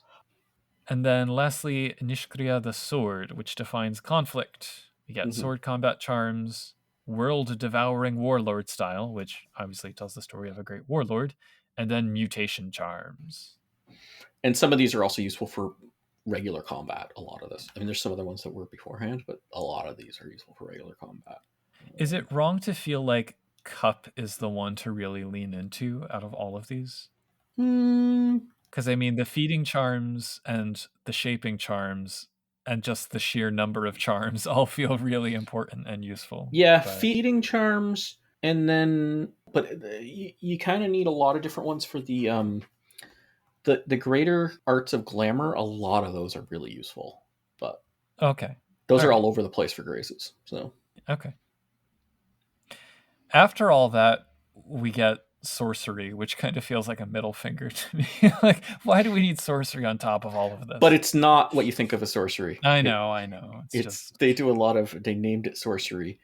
yeah. These are artifact weapons they use for cup shaping combat. Well, they're not like physical artifacts necessarily though, right? They're spells, but they No, just they're physical like a are they? waking circle spell might take the form of a leering wooden mask, Okay, all right. or yeah, they're all treasures. These are basically the treasures. But the form isn't what matters. It's the spell that it Yeah, contains. but someone could still steal it or something. Yeah. They're defined as the poisons and drugs of the wild that change the patterns they encounter. Is there like a point buy system? What, for artifacts?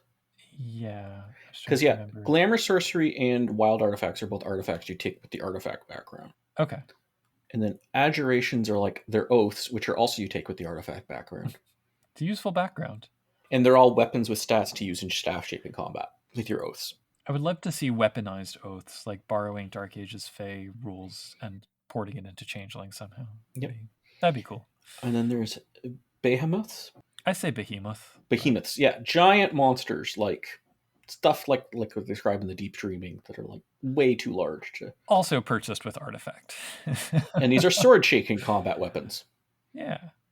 Lastly, and interestingly, we get a final Shinma, which is Niropatika, the Way, which defines space and location, and it's kind of presented as an as yet untamed Shinma, which I actually find really interesting because it gives this suggestion of where the fair folk could yet grow. And it also explicitly, I think this is also here to say, hey, there's also other ones besides these. We're just not detailing them here. Did they ever? There's a bit more in Graceful Wicked Mask, but not a lot. Basically, I know they expand on the way more, like this new one, but I can't remember if they make any other ones. This is where I would go with if I'm tying in Changeling epiphanies. You could be like, I'm not sure, I haven't really worked it up. If like some of these epiphanies don't really fit with the listed graces here, make a new grace. Yeah. I mean, ultimately, that's the takeaway that I want is how could we apply this to Changeling, either through porting and shaping combat or making musing and ravaging more interesting. In past, I've done this. I've made Tuatha and Fomorian stats using nobles here mostly, and then just giving them the powers based on here and theming it in terms of, hey, creation is the autumn world, and the dreaming and chimerical reality. Chimerical reality is kind of like the border marshes, and anyway, yeah, run. Right on. Anyway, it is a chomker of a chapter. Yes. Lots of pages. And then, all right, I have to say, yeah, chapter 6. I was so offended when I turned. Yeah, to give the idea here, the Wyld has 4 of the elemental directions, and that's it. There's a 5th elemental direction, elemental pool of Earth. It's in the center. This was in the center of creation. So when the primordials created creation, the fair folk that happened to be there got kind of like stuck. And then this being called Autocathon, which might be tied into Mage the Ascension, but he's also kind of like a Festus, but a giant robot transformer, shaped these calcified fair folk into things. Children of Jade. I believe the term you used in our discussion earlier was peculiarly crafted glomes. Crofted glomes. Yeah, I would say like imagine like super knockers crafted a bunch of glomes into things. In Jade, specifically. In Jade, yeah. So they're also dwarves, and they're basically dwarves. They live in the biggest mountain ever. They are every single dwarf trope. Yeah. When I said earlier that this doesn't draw too much from Tolkien, I meant except for this chapter, which draws entirely from Tolkien's interpretation of Norse myths. Yeah, I don't even really read this very much. There's no shaping, there's no fair folk, they're just other things. It's this other, like you said, this is a core book inside a not core book. Yeah, which Exalted has done before, to be fair. Yeah. So, I should have expected this, but I mean, I don't think we need to go into like the deep history of the mountain folk and everything, but similar to the fair folk in general, you have the bifurcation between nobles and commoners, and the nobles are like the artisans who sort of are more like she, and then they have like a lot more dots to throw around at character creation. Yeah. So again, it begs the question, why? But there's not even there's not the differentiation. It's like, oh, are you all playing the commoners? Or are you all playing the nobles? That's your character. That's your kith. One thing. That's it.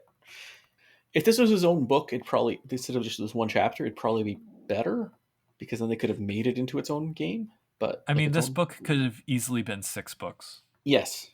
This one especially just needed to be another book that vaguely referenced fair folk. One interesting piece in here, so the mountain folk are subject to the Great Geas, which is this metaphysical code of laws / hierarchy of sins that compels their behavior.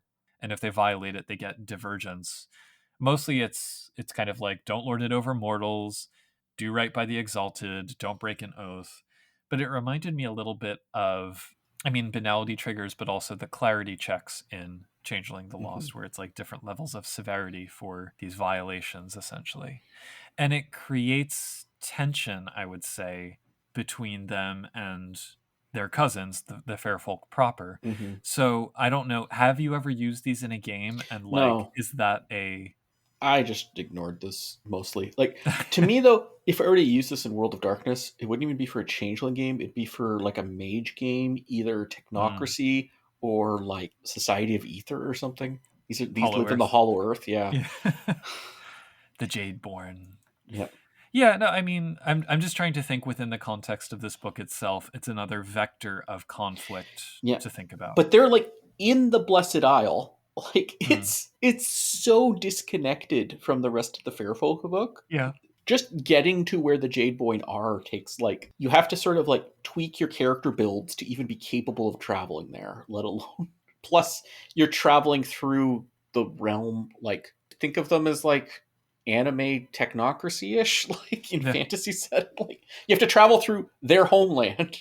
Well, to that point, they have so many artifacts because they're crafters and they make things, and like that's a rich part of the book to mine for ideas if you want some treasures. They also have crossbows, which apparently nobody else does. Kind of like that. And they live underground and are in this state of constant war against all of the dark scoodly things under the earth. So again, a rich source for coming up with foes if you need like beasties in your, I don't know, dank dreaming realm. This chapter is great, is the best for crossing over with a bunch of things that aren't the fair folk in Exalted, and in the World of Darkness, a bunch of things that aren't changelings. So, yeah.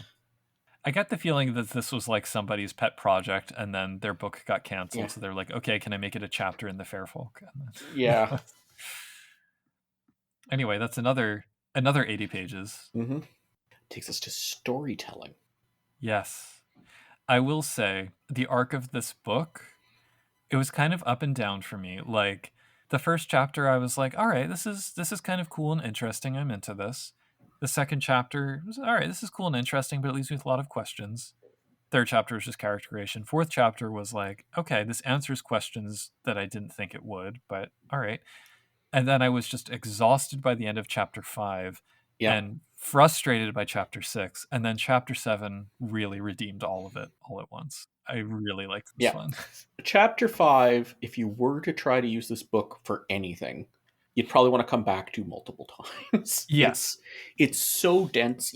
Like, when I first read this book, I basically skipped chapter 6 entirely. And chapter 5, I don't think I was sober by the end of it, but I was only reading the book. Like, it was an altered state of conscious. Like, Yeah. this is how it entered an altered state of conscious, just trying to read chapter 5. A lot. But It's a lot of charms. yeah. And they all piece together like an intricate machine. Like, it's Yeah. But chapter 7 gives you the outlines for a fair folk-centered series, which I Yep. guess is the equivalent of a chronicle. And it starts with a directive to develop concepts for narrative and characters with the players, to encourage players to think about how their character excels. Like, are they great at shaping, at romance, Mhm. at combat, at artistry? To solidify their goals and think about how to enable them, with special attention to overlapping goals within the group. And all of this is just really solid session 0 advice. Yeah, I think there's even some like safety tools stuff in here. Yeah. And it's a very necessary kind of step back in discussion for the Fairfolk, because we've just had 2 chapters worth that's like a tidal wave of information. Mm-hmm. So they separate out 6 different elements of a Fairfolk series: characters and appearance. The storyteller is encouraged to remember that the Fairfolk craft their own forms, that appearances have impact, and that the Fairfolk should stand out against everything around them. There's a nice sidebar on helping out players who are hesitant to go overboard on description, but that's the tone of the game, so, I'm into it. Mm-hmm. Then madness and immortality. Remember that the Fairfolk are invulnerable and immortal for the most part, but they also fear the loss of control that shaping combat can bring them. They find creation leaden and bleak, no matter how awesome it might seem to mortals. So that sort of immortal ennui theme is in there. Next is feeding an alien hunger.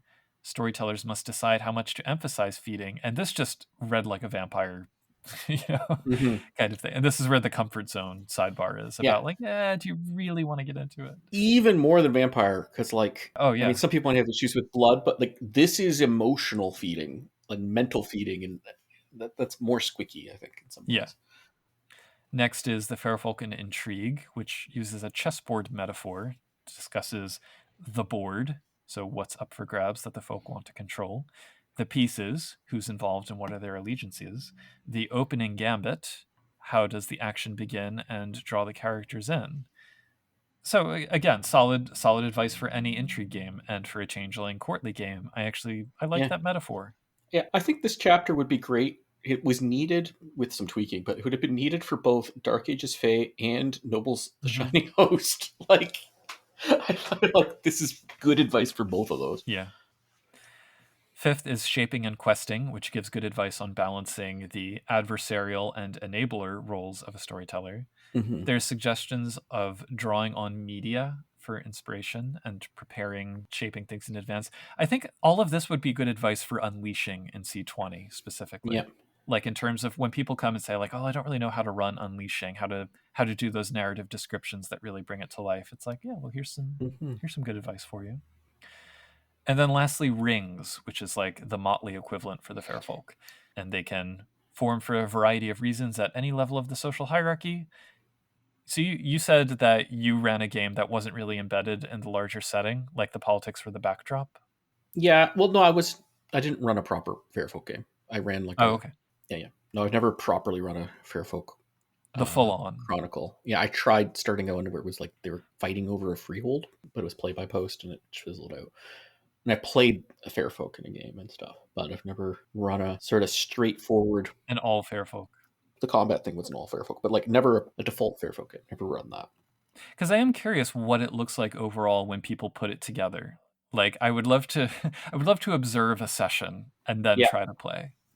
One problem people have complained about with this book, like the Fairfolk in general, Exalted, is they are not crossover friendly with. It's some of the same stuff people say about Changeling in the World of Darkness. Like, it just Mechanically, you mean? Like, not mechanically, even like just socially? socially. Yeah, like if you want to have a fair, Yeah. if you want to play, I don't know We what. will get to that in a minute. Yeah, one person's a lunar, one person's a solar, one person's whatever. Mm-hmm. That's a lot easier than one of them's a fair folk. Gotcha. So briefly before we get to that, they have a section on the worlds of the Raksha where they talk about like where you might want to set your game. Even though creation is a hostile environment to them, there may be reasons to go there. Mm-hmm. And then the Wyld write-up talks about how to do stories in the different levels. So the border marches are relatively easy because it's the interface of the expected forms of creation and the sort of improvised wild. The middle marches, which sound like a basic dreaming game. Mm-hmm. The deep wild, which sounds like a far dreaming game, and pure chaos, the deep dreaming game. Mm-hmm. Deepest dreaming, if you will. And the sensory description advice they give is very much like dreaming game advice. Yep. There's a line in here that says, "The wild isn't a challenge to run, it's an opportunity." And yeah, I think that's something that I would encourage storytellers to remember when they are doing a dreaming game. Yep. So, although that being said, it seems like the Exalted setting at large welcomed the kind of bonkers stuff that these pages encourage. So I don't know Yeah. why the Wyld should be any more like Oh, fanciful. well, So it's no, it is just well. Remember, you got to the description. Like it's like, oh, you're in a forest that has no canopy or floor. Like that level is the deep wild. So that seems fairly tame to me. But all yeah, right, creation's a little more logical. I think I had one thing. They had a they were like at a feast and they had some cranberry goose that was half cranberry, half goose. When it was anyway. Oh, delicious. Yeah. But it is sort of a fantastic setting. There's like they have lion horses that'll bite you and things like that. But Oh, so it's like Avatar: The Last Airbender. yeah. There's a bit about Fairfolk stories. One of the sentences reads, "No matter how convoluted the social intrigues become or how strange the environments get, remember to throw in dazzling battle scenes in which the Fairfolk stunt and use their abilities to confound their foes in combat." Mm-hmm. And that's Exalted. I mean, Exalted really Yeah. thrives on those epic. This also does really well with like Exalted has always struggled to try to do anything that isn't physical combat. Hmm. And when they talk about battle scenes here, this is shaping combat, and only one of the four graces is sword. So Well, interestingly, you say that, and yet when we have the sort of thematic suggestions for what a Fairfolk series could be structured around, so here's where we get the courtly life, mhm. and then we also get war and phantasmagoria as options. And war certainly seems to have the lion's share of Yeah, the but that possibilities. war doesn't have to be like you could still do them as cup shaping attacks scenes and things like that, and mixing all the I suppose. yeah. I just wonder how many players would default to that. Like, how many Mhm. would say, oh, okay, well, if I can stunt like I do with any other splat. If you're war in creation, that is now more. That's not even sword shaping. That is more like war. Yeah. Yeah. Certainly the other two are novel. Like, Yeah. the non-martial stuff is new and interesting. I would probably go for Phantasmagoria. That's my Mm-hmm. default mode. Anyway, yeah, the crossover stuff is at the end. They are uneasy about the Solars. They despise the Dragon-Blooded. They hate the Lunars. Mm-hmm. They're most likely to ally with Abyssals, but have quite different goals. No real connection to Sidarials, and they could work with the God-Blooded. Yeah. This is where you get the experience point chart for some reason. That's an interesting chart. Yeah, like right at the dead Yeah. last page. I like the bit about training times. It's like, no, they just this also reminds me of Dark Ages Fae. Like they just learn the way they learn it. It doesn't have to Yep. fit mortal sensical uses of learning. As opposed to the mountain folk who have like formulas for how many days it takes. Mm-hmm.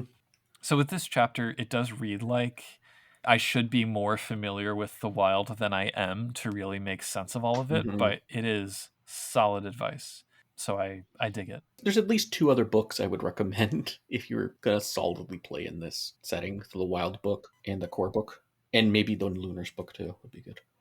They also mention a couple points. They reference a lot of other books actually throughout the pages, Mhm. which I found a little bit frustrating. It's like, no, I'm not going to go find Lunars and dig into Lunars for this one Mhm. reference. But the ones that came up repeatedly, the Player's Guide and Creatures of the Wyld, I think, were the two. Mhm. So then an index and a character sheets. Character sheets have lots of dots. Well, they don't have enough ability So many dots. They have enough attribute but not abilities to go up to. That's annoying. How dare they? I think Mr. Gone did an okay one, maybe. I noticed that heart only goes up to 4 because Yeah, it goes up to 5, then you're an unshaped monster. yeah, that's a whole other trying to do that as a game. Can you kill someone by giving them too much heart grace? No. Not kill them, but just, You can't really give someone a heart grace. It doesn't okay. feed them XP. Anyway. So, my own burning question at the end of all of this is, if you could distill, what would your most important piece of advice be for somebody who wants to use this in a Changeling game in a general way? Well, first figure out what you want from this. So there's a Yeah. few things. There's the stealing stuff for the dreaming. There's a bit of storytelling advice. It's good too. Or there's the what I like, using this as Twaha Fomorians, similar kind of beings in your Changeling game. Storytelling advice, you read the storytelling advice, figure out what makes sense. All the different weird places in the wild, the first chapter 1, lots of ideas there you could steal. And then actually using this, I've done it. I'm trying to eventually maybe write something better for it for Storyteller's Vault, but it's a lot of work. And plus I want to make it actually good on its own without having to use this book. So that's, Yeah. but that's sort of the 3 ways I'd want to use this for your Okay.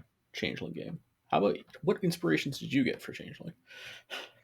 Well, I think a lot of the ones we already talked about, like I would certainly use it for Tuatha and Fomorians, or even Dark Ages Fae inspiration Yeah. for a chronicle that goes into the deep dreaming. Something I thought would be a really interesting kind of storyline is having a deep dreaming quest, with the augment ratcheting up as you go deeper and deeper, and like have the characters learn shaping combat and whatnot Mm-hmm. as they go further, get their artifact or whatever, and then forget how to do it as they return to the autumn world.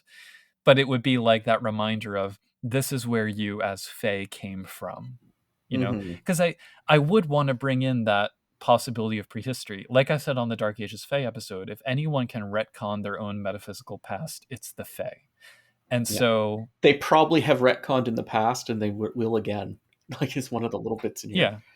So I'd have to do, I mean, obviously I just kind of speed read for this recording. Yeah. I would do a more thorough read of like the charms to think about powers that random antagonists could have, or new directions to take cantrips.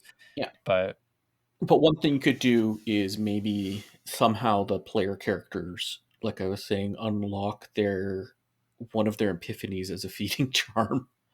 And yeah. they have a grace for it, and now they have, I wouldn't necessarily bring in the whole attributes, I mean the whole virtues thing, because it gets too much, I think. Yeah. And then, they have a few charms on top of their other powers that are doing weird things, and yeah. So certainly the setting bits and the sort of metaphysical backdrop work better than trying to like directly bring over anything mechanical. I think you can, but you just have to keep in mind, like, mechanically, you say, okay, you have this many dots. But it's so many dots. It's so many Yeah, dots. but that's the thing. We're talking about the Tawaha and the Fomorians and or the powers, like the. Right, but if you don't have those in your game. Yeah, but I wouldn't bring these in then. Right. Like, No, I'm just talking about inspirations outside of that. Like, what could I bring in? yeah, but you could still bring in, like, if you bring in a few, like a feeding grace, you can do with high difficulty shaping chimerical reality, and with easier shaping the dreaming. It's easier the further you go. A few of these charms that are not the attributes, not the high numbers of dots, but just like your shaping. And if shaping is a lot of dice, that's not quite so bad. It's also the kind of thing which a lot of people have pointed to the, sort of vagueness of the Firbolg birthright to reshape the dreaming. And I'm like, give them shaping. Yep. I don't know which of them, like how deeply you'd want it. I haven't thought of it too deeply. Like, would it just be one of these shaping? Would it be shaping but not shaping combat by default? But well, or maybe the Firbolg have the casts and they each have one type of shaping they can do. Yeah. But they would be still lower powered than even the commoners in here, but that's fine. Well, in the deep dreaming, they're powerful. Yeah, okay, fine, yes. In the near dreaming, they'd be like one of the. The overall sort of mood takeaway for me is go big or go home, because that's Exalted. And I don't know that I really like Changeling games to be go big or go home, unless it's the deep dreaming, where you do have to go big and then hopefully get home. Yeah, go big, then go home. That's a good Changeling. Yeah. But yeah, if you want to bring in that side of it, you want to expand more on the dreaming side, or monsters from the dreaming side. Like, even just some of these random wild things can work for, like, scary, at different levels of scary, depending which one you bring in. Scary chimera. So. For which you really just need the first 2 chapters, too. Yep. I don't regret reading it. Yeah, that's good. Anyway, have we fared our folk sufficiently? I think so. So you can, if you want to Yes. talk to us about fair folk ideas or ask questions, you can join our Discord at discord.me/CTP or send us an email, podcast@changelingthedreaming.com. Go to our Facebook page, Changeling the Podcast, or you can leave a comment on the YouTube for this episode if you're listening to it there. Click like and subscribe. Yeah, click like and subscribe at Changeling the Podcast. And our website, changelingthepodcast.com. You can check that out too with all episodes posted. And Do we say Mastodon? Leave us a toot. at changelingpod at dice.camp. And all of the links will be in the show notes to this episode, regardless of whichever ones we got right. Yeah. And once again, I'm Josh. I don't know which one of these I would be. I'm the entertainer. No, I'd probably be a diplomat. I am the diplomat known as Puka. Oh, not the thief of words? Okay. Oh, good call. Yeah. I am the thief of words known as Puka. And remember, retreat back to your freehold before you calcify. Remember to file the points on your feeding maw. In the Scarlet Empress's absence, we here at Changeling the Podcast have been getting up to all kinds of mayhem around creation, as we feel that the locals take things entirely too seriously. So, hide a solar exalt sword, send prank spiders to one of the sidereals, invent shoelaces, and then tie a dragon-blooded shoelaces together. There are endless opportunities to shake things up a bit in ways that don't involve fistfuls of dice or things like a rain of lava or a halberd that can level a castle.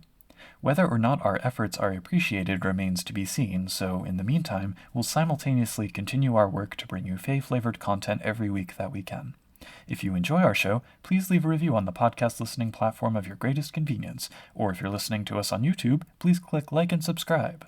You can also support us at our Patreon, www.patreon.com/changelingthepodcast, and join the ranks of the following fine folks who get a shout-out at the end of each episode: Derek, Dorcadus, Ellerus, Hugo the Bog Person, Iabol, Jason Vines, Oreo, Roz Caboose, Sanjigger, Sija, Terry Robinson, Tricerabeth, and Victor Torre. Many special thanks to them all. With that, go carefully through the border marches, steer clear of the unshaped, and keep on dreaming.